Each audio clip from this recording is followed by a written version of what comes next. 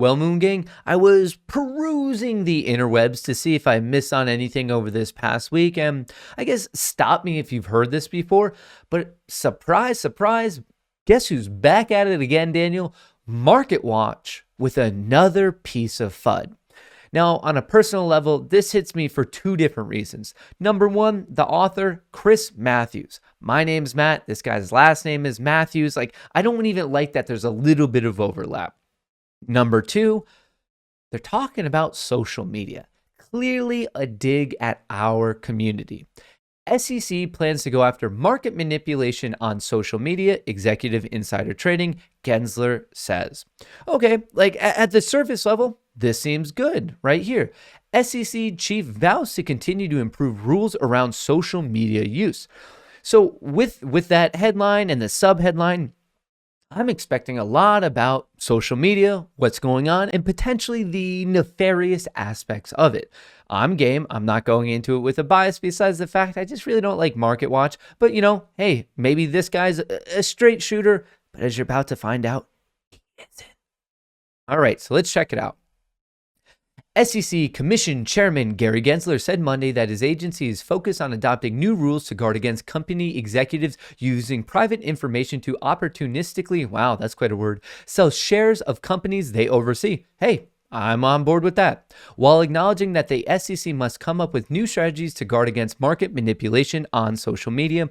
Right here, they're talking about the 10B 5-1 plans. That's just like the documentation you file when you're an insider selling shares. And then right here, he had a comment. In my view, these plans have led to real cracks in our insider trading regime. That makes sense. We're still talking about insider trading, non-public information, yada, yada, yada, non-public information. This is all good. Finally, this is where he's talking about where we come in. All right. So he pointed out to the short squeeze in the shares of GameStop GME in January as an example.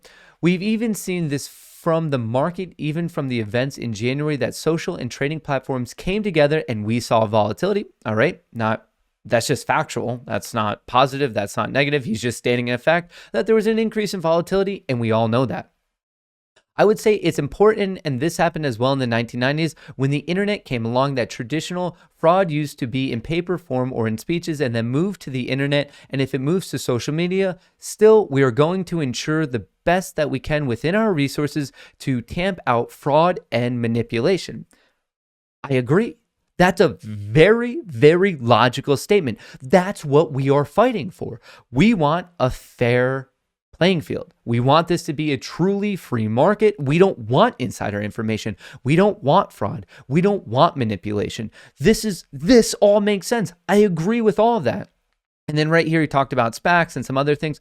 But this is what I don't get. And hey, I will link this below. Maybe there's something in between the lines that I'm just not missing, because don't forget, I am dumb money. There's not much going on in my head.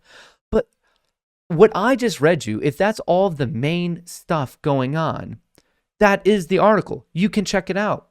How does this relate to the headline and the subheadline? SEC plans to go after market manipulation on social media. SEC chief vows to continue to improve rules around social media use. What? Well, that's a huge disconnect, because I did not get that from the article at all. The connotation of these two headlines is very different, and it's clearly a jab at us of oh man, if you're talking about trading at all on social media, you're about to get in trouble. That's not what the dude said. You can read the quotes. I don't think there should be manipulation. I don't want manipulation. I don't want fraud. But with all of us, very seriously, I said this before when I was on Making Money with Charles Payne, of it's getting into the world of what people like Chris Matthews are allegedly, I don't know. It seems like they're accusing us, I would say allegedly accusing us of this form of manipulation when it's a free speech issue. I can say what I want. I'm not a financial advisor. I'm very open about that. I don't want people to make trading decisions off what I'm doing. I'm just sharing an opinion. What's the difference? That all of a sudden, if you have certain fancy schmancy Wall Street accolades, you're allowed to share it. You're allowed to tweet about it. You're allowed to go on interviews and drive a stock up, drive it down. That's completely above board. But if someone like us, if we're exchanging ideas on Reddit, Facebook, Discord, YouTube, any of that of just like, hey, we're looking at the short interest on AMC. Hey, we're really kind of suspicious about some naked short things. All of a sudden, that's manipulation. I don't know. This is absolutely ludicrous if you ask me. They are trying to scare us. They are trying to say what we're doing is illegal, nefarious, and man, in my opinion, they're throwing rocks from a glass house. I guess that's the best way for me to put it. Well, if you enjoyed this video, you want to be part of the Moon Gang, you know all about that good YouTube engagement stuff. And until I catch you next time, for me and Chair, best of luck in the markets.